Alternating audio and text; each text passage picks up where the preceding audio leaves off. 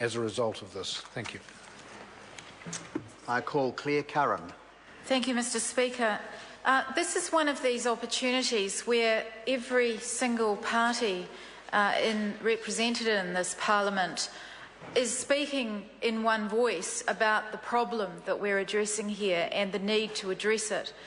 There may be differences in degree, but it seems to me that this is one of those opportunities for a select committee to take a framework piece of legislation that sets out some of the measures that are required to address this terrible problem that exists in our country and actually turn it into a better law, and to make it a piece of legislation that every single party in this House can be proud of, and that we know that there will be serious measures in place for there to be that will stop this terrible practice of irresponsible lending, stop the terrible circle of debt that so many people in our country are finding themselves in, and put in place measures that will actually put some accountability back where it's required.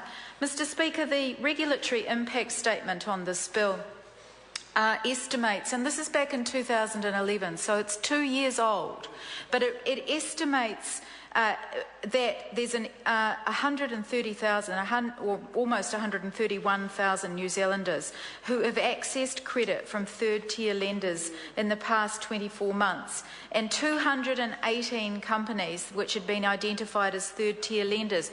But what the regulatory impact statement also acknowledged was that it was very difficult to map the extent of this problem, and it's our belief that this does not represent the full extent, that this is really the tip of the iceberg for the high numbers of people who are finding themselves in terrible circumstances.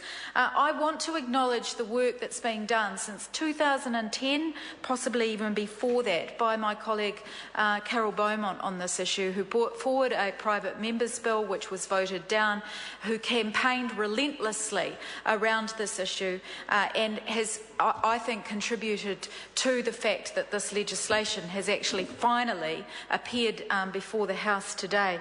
I think, as we've heard from almost every speaker, it's taken a long time to get here.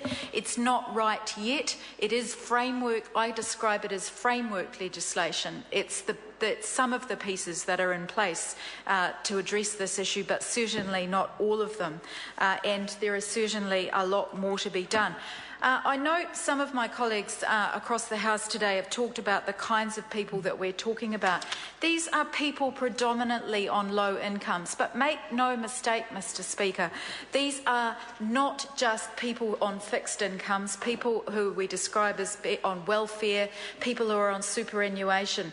These are people who are working people as well, the working poor they're being described as. Thousands and thousands, possibly hundreds of thousands of people who are finding themselves unable to pay their weekly bills, their monthly bills, their electricity bills, their food bills, their petrol bills, their doctor's bills, bills for their children, and finding themselves having to go and get loans where they may not otherwise be able to get loans, and then finding themselves in that spiralling, circling debt black hole, which is also described as the black dog that so many people are getting themselves into.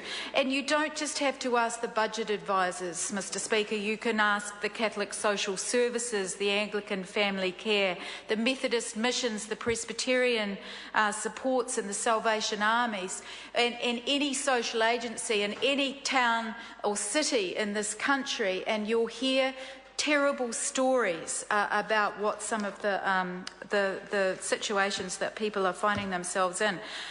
So will this bill make a difference? Well, it'll make a difference if through the select committee process that there is a large number of submissions from organisations where people who know, who are at the coalface of these situations, and if they're listened to.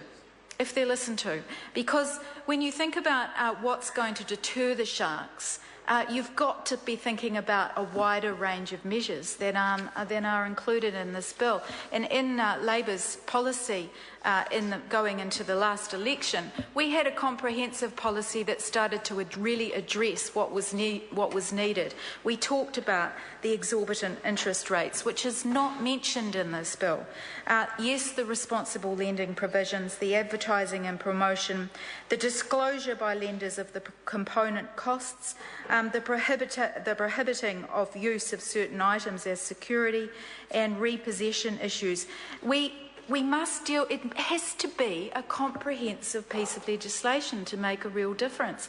This is part of, and anyone who sits on the Commerce Select Committee would know that there's been a series of pieces of legislation to try and deal with responsible lending right across the board.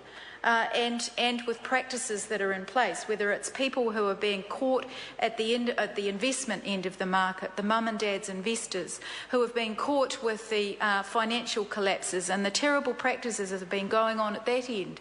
Well, this is the end of real hardship and real need, and so therefore a comprehensive piece of legislation is required here as well, and it has to also look at, I would argue, Mr. Speaker, and I'm sure that there will be many submitters who argue this too, it has to look at the alternatives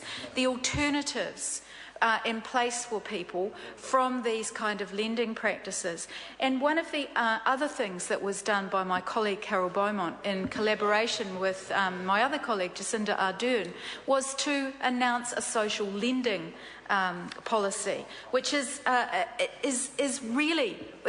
the other side of this, is what's absolutely required in order for us to get to the point where people are able to get themselves out of these situations, and in a way that's responsible, where they can pay it back in incremental ways, but perhaps where they are on very low interests or zero interest rates. That's one of the core measures that's required, and there is a policy that is in place, and I note that in the budget this year the Social Development Minister Paula Bennett said that officials would work with the private sector and the non-government organisations to identify options around these sorts of measures, but to be honest, so far there's been silence. I was actually hoping that today we might actually hear that accompanying this legislation there might be another piece of, whether it's legislation or another piece of hard policy that was going to address how people who are in these situations, which my Green colleague Julianne Genter described as the person that borrowed $800 and ended up with a $70,000 debt, would actually be able to repay. Now that is the work of the Select Committee. I sit on that Select Committee. I hope that in good faith we can all work together across the House and come back with a much more comprehensive piece of law. Call Dr. Jiang Yang. Mr. Speaker.